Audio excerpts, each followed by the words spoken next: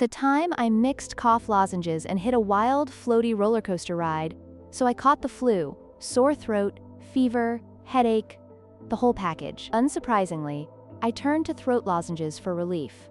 But before I knew it, I was taking 4 Trachisan, which have lidocaine, a numbing agent, 4 Mentosan Azuro, pure menthol crystals. Then, for reasons I still don't understand, I thought taking one more lozenge was a great idea. Naturally, my throat completely shut down. It wasn't sending any signals at this point. Next came the side effects: a spike in my headache, a strange floaty feeling, and a slowed heart rate. I felt both euphoric and uneasy, kind of like I was neither high nor dying, but stuck somewhere in between.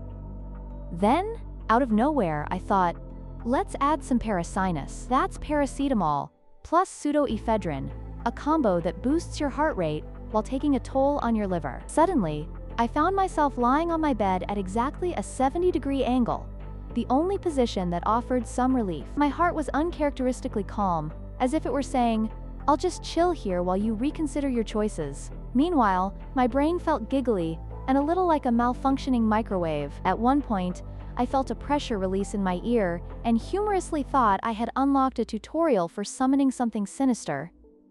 Couldn't sleep, of course. Instead, I ended up chatting with ChatGPT to keep my sanity intact. We took a wild turn and created a medication summon tier list where Benadryl spawns the Hat Man, Strepsils Intensive opens a portal to minty hell, Parasinus is basically Satan in a blister pack, Vapor Rub? That just calls your grandma for a tuck-in. Now I think I'm stable. Or maybe I'm about to drift into the void. It's hard to tell. So, what's the lesson here? Count your meds. Lozenges are not candy. Mixing cold medicine isn't how you beat a boss in a video game.